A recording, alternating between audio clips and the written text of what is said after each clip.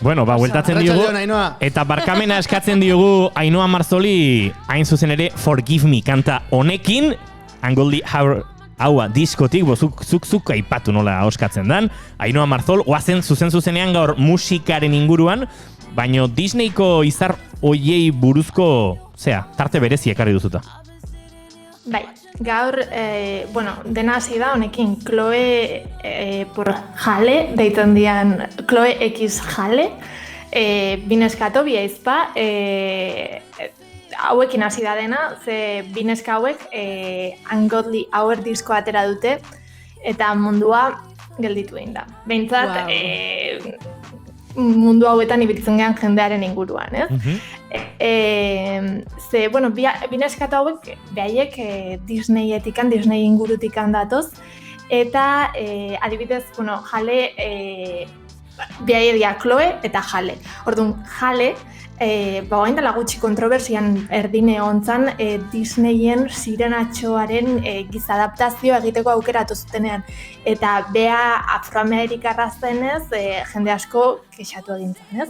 Baina, pelikula aurrea dijoa, 2021 batean aterako da, eta orduan mainstreamean agian ezagunagoa egingo da, baino disko hau atera dute, egia da ikeragarria dela, eta, hainbat produktoreekin, Disclosure eta olakoekin nahastu dira, musika berria ateratzeko. Eta... Hau mainstream bihurtzen dene momentuan, guk esango dugu, Ainhoa Marzole gurera ekarri zuela, eta aurreratu genuela. Goratzen zeate ekainaren 16. Eta bilatuko dugu ekainaren 16ko saioura, eta kontatuko gea, ala, zetxapa sartu genuen maite dutetan. Bai, ekainaren 16koa, apirilaren 20koa, ez genuen gorde eta ez genuen igo, eta ez daukagu. Lehenengo saio ura. Lehenengo saio ura. Baina ikasi dugu. Baina ondo dago. Bai, ondo dago ez dakit. Aterako dugu orduan. Nik esperantzak ordenagailuren baten egongo dela, Ola, batxarakin bilatuta egongo dela. Bueno, beste kantu bat ere ekarri duzula, Marzol, honi gaiarekin lotuta gainera. Bai, orduan esan dut, guazen dena Disney buruz egitea. Ze Disneyen atera dia jendea oso ezagun egin dena, Miley Cyrus bezala, eta pop mainstreamago batetikan jo dutenak, eta dago beste jende bat, gauza oso bereziak poparen inguruan eta gauza desberdinagoak egiten ari direnak, Ali eta AJ bezala, behaiek diala Alison eta Amanda Michelka, agian ezautuko dezutela Ali Michelka, hemen ikustezan etorrikizuneko Phil seriea, Phil del Futuro, ezakit ezagutzen dezuten, garaikideak zeaten, behakin. Zer nola esan dezu? El Phil del Futuro. Etorkizuneko Phil. Garaikideak zein dia? Osea, zein da? Arrate edo niz? Hor badago garaikidetasuneza. Arrate, nik uste. Arratenago bien artean, 4 urte. Hori da. Ja, etxarrik zubi egiten dute, ematen du ezkiala, osea, ni etxarrik laguntzena bain zarra sentitzen. Ze bestela izango zen como koks. Eskerrik asko. Jo, etxarri, ez jartu gaizki, amodiotik. Beti. Bueno, etorkizuneko Phil horretan ez daukagu oso fitxatuta. Txuen, a ver, ni bilatuko, norbaitek entzuten digunak ezagutuko du, seguro. Bi aizpa hauek bere garaian pop kristaua egiten zuten, eta, Disneyen eta ibiltzen zian, eta 10 urte ondoren, orain dela urte pare bat, bi EP atera zituzten, bat 10 Years deitzezana, eta bestea Sanctuary. Azkeneko hau aurreko urtean. Eta oain atera dute, oain dela aste batzuk, Joan of Arc on the Dance Floor, deitzen den singela, eta ikusten dezuten bizala, bideoklipa adibidez dago oinarritua Dreyerren La Pasión de Juana de Arcon. Beraz, jadia beste... Ni hain naiz, Ainhoa Marzoli esker pixkat bideoklipen ganako zaletasuna berreskuratzen. Ze, enaiz oso bideoklip zalea, iruditzen zail bideoklip gehiegi egiten ditugula eta ustirela hola.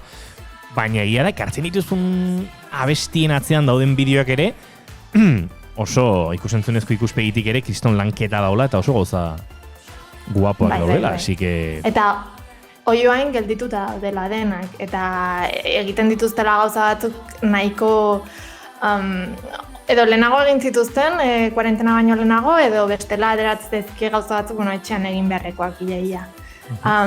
Beraz, bueno, hau interesgarria da, puntu horretikan.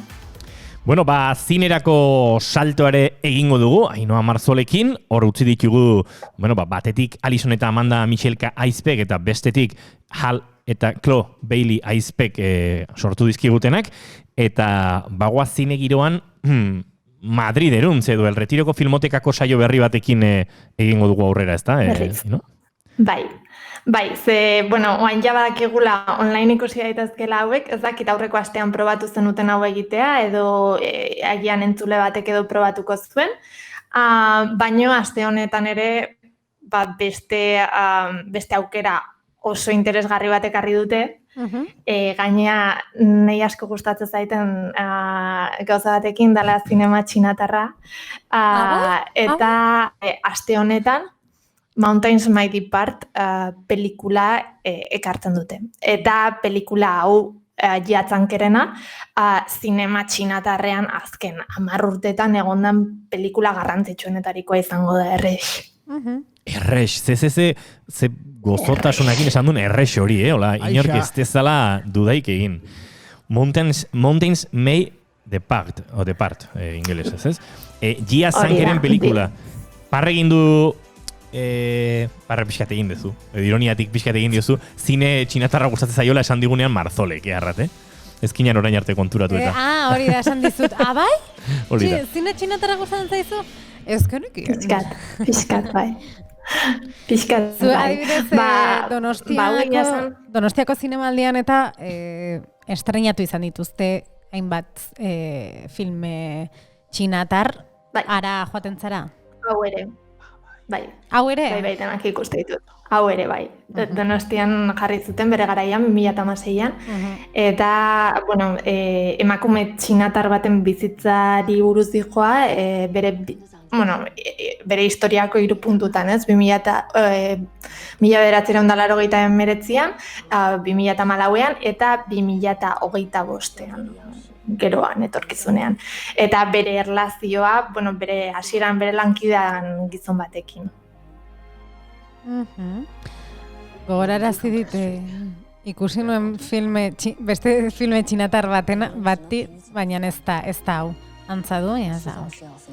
Beraz, horregatik galditu nahi zixi. Bada zerbait, ez? Zine txinatarraren, zinegile txinatar garaiki den estetikan, antzekotasunak edo sentitzeko aukera ematen dutenak, baina hortxe Bai, eta gian zuzendari honen pelikula bat ikusten nuela, pila bat ateratzen ditu, eta denak ere nahiko ezagunak egiten dira bintzat inguru honetan, Donostiko zinema, autorezko zinemaren inguruan, eta hor guztian. Bata zinema zale amorratuentzako edo zine hasierra gustoko dutenentzako proposamena. Bestea berriz dokumental giroan eta modaren inguruan prestatu diguzu, Ainhoa. Hau zuretzat, esentzio. Hori da. Interesgarria da, hau denei gomendatzen diete, egia esan. Filminek aste honetan bere katalogoan sartu ditu hainbat pelikula berri. Eta Lazaro Felice, eta hau da McQueen pelikula, Alexander McQueen diseinatzailearen inguruan, orain dela urte pare bat atera zuten dokumentaria. Eta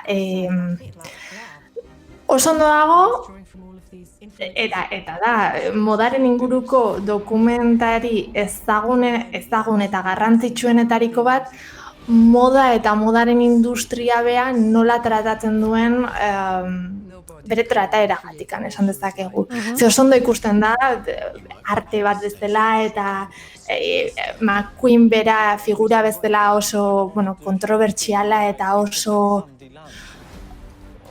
tristea izan daitekin historio baten inguruan oso kutxunkit tratatutako dokumentala da. Eta asko gomendatzen dut. Eta hau ze plataformatan ikusi ahal izango dugu? Filminen dago. Filminen. Gogoratu dit, Ainhoa, pixkat eraiketak egia da gaia desberdina dela, baina ezagutzen duzu Vivian Maier argazkilaria, Tabakaleran esposizio bat egon zen, bueno, hainbat herrialdetatik aritu da. Bazegon dokumental bat filminen duela 2 urte edo aterazutena edo, ez da gizan konoziendoa edo deskubriendoa Vivian Maier, eta pixkat kontatzezun, bueno, argazkilari honen bizitza, horrelako dokumental biografikoa zen, biopik modukoa, baina kasu honetan Vivian Maierren berezitasuna zen urtetan bera etzela ezaguna izan. Gerora hil eta gero deskubritu zuten bere obra enkante batean eta hortik abiatuta. Gordeta zituen ze oso bizitza xumea edo eta pobrea eta eskutatua eta oso bera ume zaintzaile lanetan ibili zen eta bere tarte libretan nola ibiltzen zen eta bueno, pixkat estetikoki edo gogorarazi dit haien monjoteren hau, Alexander McQueen, moda diseinatzaile britaniarra, 10 urte igaro diroren bere buruaz beste egin zuela Ainoa, eta hortxe ez, bere diseinuen eta bere bizimodua hola pixkat uztartu edo josten dituen dokumentala ez? Hori da, eta azkenako ere bere diseinuak kontekstu batean jartzea, eta politia da gehien bat modaz asko ulertzen ez dugunentzako, nik uste dut gehiengoa gehala, azkenako, bueno, bai, soineko bat edo zer gustatu daiteke, baino hauteko txur edo deitzen den moda klase hau ez dugunentzako asko ulertzen, benetan ikeragarria da, eta nik benetan negarra egin nuen pelikula honetan ikusiz, robot batzuk soineko bat pintatzen. Dala, ia estendal ematen dizun imagin bat, imaginatzen ez duzuna. Baina, bai, oso berezia. Bueno, zinemaren inguruan bi proposamen oso bestelakoak, eta telesaien inguruan ere badugu zer kontatua. Batzuk urrutira jota eta beste batzuk gertuagokoak ere izango ditugunak, Ainoa. Bai, urrutigotikan hasita, aurreko astean atera zuten HBO-n I May Destroy You telesaia. Michela Coelen telesai berria. Agian ezagutuko dezutela Netflixen Chewing Gum deitzen den telesail baten gatikan. Ez. Posible da? Chewing Gum, ez. Bueno, pixka bat ezaguna. Gure horrengo gonbidatuak hola buruarekin egin du ikusten ari gara bera Zaida eta Madrilen eta egin dola buruarekin. Bai, nik bai. Marzol, badakit batzutan ezkarela oso lagungarriak, ze ez daukagu zure... Ez dakit ikusi zuen, ez... Baina, bueno, berdintzaigu, gomendioak entzun nahi ditugu. Batzutan ateratzen da, bai, ez? Bai, batzutan bai. Arrazoi, eskerrik asko. Bueno, pues... Horretako. Bueno, serie berri atera du, haingoan Chewing Gumek baitzeukala tono asko ze humoristikoagoa esan daitekena, eta I May Destroy You pixka bat draman gehiago sartzen da. Ze, bueno, komediagile britaniarronek tratatzen duen arazoa edo da, Arabela deitzen den emakume gazte baten inguruan, aurreko gauean festan ateratzena eta telesaia kokatzen den momentuan, hau zer gertatu zitzaion gogoratzen hasten da, ez? Eta sexuaren eta konsentimentuaren eta bortxaketen inguruan oso ondo landutako telesaia da. Oso iluna dirudi, hola esan da, eta da, baino bai daukala ikuspegi bat eta gaia jorratzeko modu bat oso ondo dago. Bueno, hori ere, apuntatuta, gu beti esaten dugu etxeko lanak apuntatzen ditugula. Gero egia da, beti ez daukagula etxeko lan guztiekin betetzeko denbora, baina saiatzen gara. Bartzelonarekin konektatuta gara, Ainoa Marzol dugu Bartzelonatik gurekin zuzenean, baina Madrilera ere ireki behar dugu lehiotxoa. Joan den astean Benidorm telesaia estrenatu zuten A3 Playerren, eta bere sortzailea Jon de la Cuesta euskalduna dugu. Laizter, gurekin izango da bigarren kafean. Hala ere, ura agurtu horretik, Benidorm telesaia horren trailerra edo horrera pentsoa edo ekarri dugu, gurera. Jale el buzón de voz todo el rato. Mira, vuelos. Alicante. ¿Qué se le ha perdido en Alicante? Estoy buscando a esta chica que vivía aquí hace unos 30 años. En Alicante no, en Benidorm. Puede estar cometiendo una locura ahora mismo. Ese lo más loco que hace es bañarse sin hacer la digestión. Déjate de flores moñas, hombre. tato. Aquí, en el corazón. Vamos en tu coche, que es el que menos consume. Oye, tu historia me ha llegado al corazón, macho. ¿Conoces a María Miranda? Muevo unos hilitos y te digo yo que la encontramos. Por los cauces legales, tal vez no. Y los ilegales, hay que pagarlos. He conocido a un vasco y ha venido a Benidorm a reencontrarse con su primer amor. Si te pones unas extensiones, te dices. Hombre, que eso es una tapa de libro. Forrao. Supongo que por conocerle tampoco pasa nada. María Miranda. No me puedo creer que estemos todos juntos otra vez. La gente que más quiero en mi vida. ¿Pensáis quedaros mucho aquí en Benidorm o qué? Bueno, estos son más de aquí que María Jesús y su acordeón. Me van a pillar. Neni, hemos venido a jugar.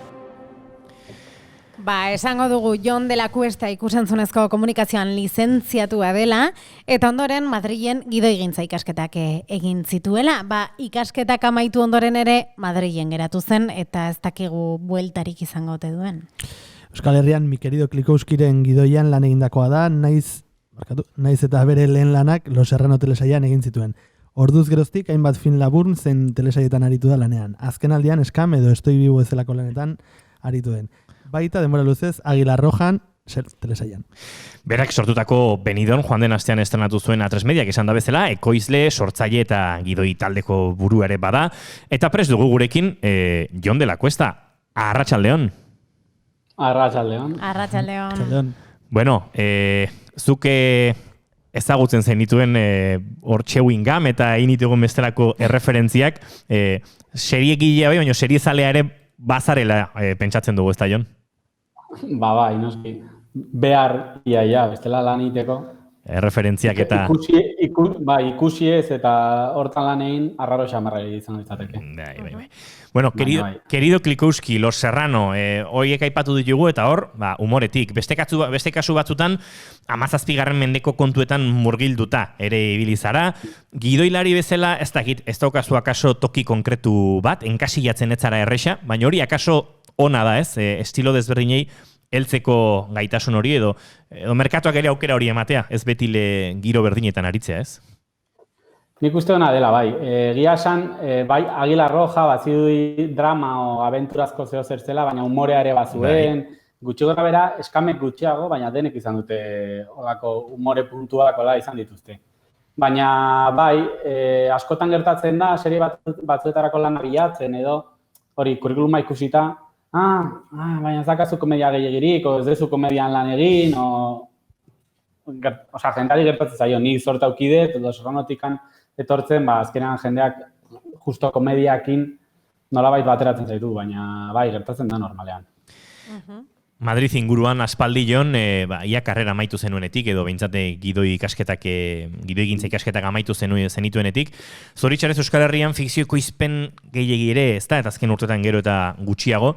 Kanpora jotzea, batzutan iaia beharrezkoa izaten da, ez, eta kaso zubitxo hori, etxerako bueltatxo hori momentu puntualetan egitea, ez? Bai, ni egia esan asko gustatuko ditzadak itzultzea edo gutxienez hori Euskal Herrian hobete berentzako zer idaztea o egitea, beharko genuke, nik uste euskarazko telesaien bat, jendea beti hori Filmin o Netflixen eta beste plataformetan jartzen duten guztia ikusten degula eta badirudi beti atzerrikoa dela, etxean ere egin dezakegula erakustea ona litzateke, egia esan. Ni Madriden jarraitu dut batez ere zorte handia eduki dudalako. Ikasketak amaitu bezain pronto, hori Los Serrano hasi nintzen, eta Los Serranotikan Águila Rojara zuzenean, urte asko izan ziren Águila Rojan, pentsatu ere ez ditut egin nahi, baina uste 6 o 7 izan ziala. Eta Los Serranon? Los Serranon azkenengo 3 hartu nituen. Nola oroitzen duzu garaiura, Los Serranorena? Nik adibidez kariño handiz. Ni baita ere. Bueno, baita ere. Nire lehengo lana gainera, lagun handia ditut ordundikan. Benidorren adibidez, Fernando San Cristóbal, nerekin seria sortu duen beste bat, Los Serrano ezagutu nuen, eta ordundikan lankidea geha, lagunak, bai. Egia esan, 2004, 2005.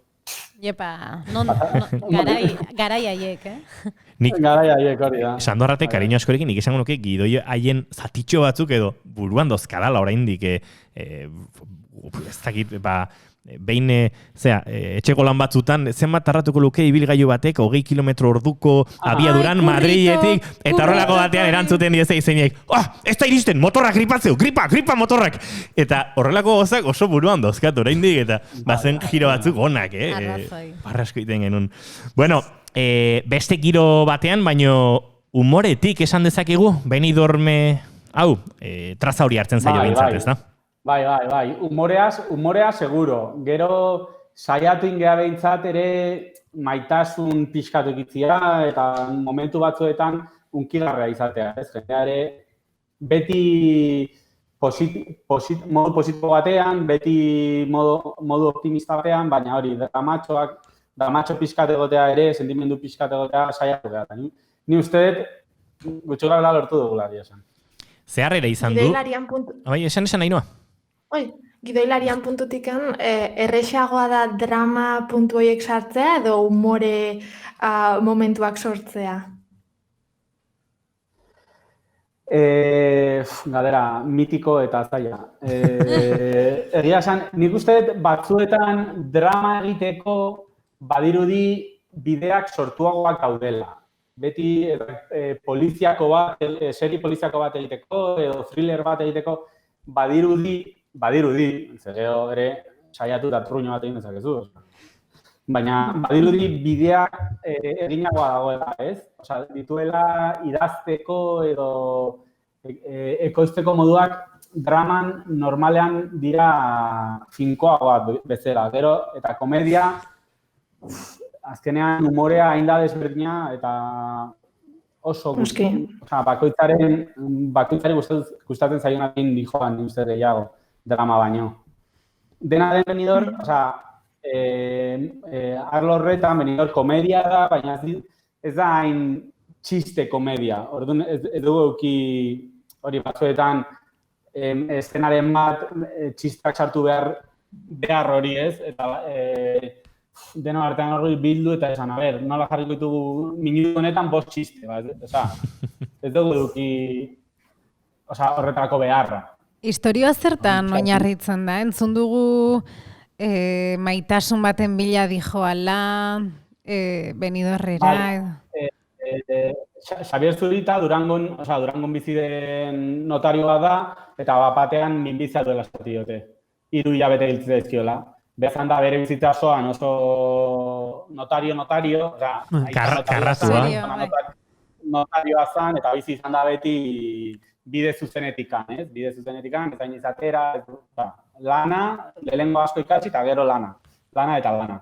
Eta batan ikusten du bizitza askoetatik egin diola. Eta oso polit gogoratzen duen garai bat izan zen Benidorrera juten estudio bidaietan, eta orduan, ara juten da, han ezagutu zuen bere lehen maitasun hori berreskuratzea. Iristerakoan ezaguten duela pentsatzen du, baina ez, diruak enduen nahi den beste tipa da. Ufa! Horre, Jon, A3 Mediak astero, kapitulo bat, atal bat kaleratzen du, publikatzen du. Bigarrena izan zen igande hontan, zeharrera ari zarete izaten, ze sentsazio beti izatena, ez? Lehenengo arekin eta batez ere bigarrenarekin ja pixka tendentzia markatu nahien ibili, eta ze esan dizuete, nola ari zarete bizitzen? Egia esan, A3 Median izan da, ez dago hain datu zehatzik. Ez dago, audientzia estudiarla datuak ez dira hurrengo gurean ateratzen, Antena 3ek bai biltzen dituela, baina ez dizkigu ere esaten hurrengo gunean, o tendentziak ikustea nahiago ditu. Harrera, orduan daukagun ikuspuntua da jendeak izan duen harrera, eta nik uste orokorrean gustatzen ari dela. Ez du jende gehiagik ikusi, egia da A3 Mediak ezak, A3 Media Blairrek oraindik ez duela jende asko kordaintzen, baina iristen zaiguna behintzat ona da. Gaur egun ere sare sozialek sekulako garrantzia dute hortan, ez? Sare sozialetan ere izaten duen eragin hori neurtuko duzu edo behintzat gertutik jarraitu. Bai, gertute jarraitzen dugu eta batzutan ere horrekin burua galdu. Yeah. Baina egia da sare sozialak azkenean ere nik askotan jartzen adibidea dan, nire ustez bintzat sare sozialak dira, futbol zelai batetako aulkin bat bi. Gero beste mundu guzti hori, audientzia den beste mundu hori ez dago Twitterren, ez dago sare sozialetan. Ez da beti berdina, ikusten zaituen jendeak, eta sare sozialetan zure telesari buruz aritzen den jendea, ez? Jon, konfinamendu asteko justu amaitu zenuten zuek rodajea, ez dakit bizpairo egun lehenago edo, oso justugatik salbatu dezue historia hau? Bai, esan bai. Izan genuen urteko sortea. Aste azkenan amaitu genuen, eta larun batean izan zen konfinamendua. Orduan, bai, sortatu denuz, horri esker estrenatu gabe izan dugu. Ez dela, amaitu gabe estrenatuko genuen, o agian orain berriz hasi zaite Benidormera juten, antzerdia amaitzeko, oso zaila izan zen.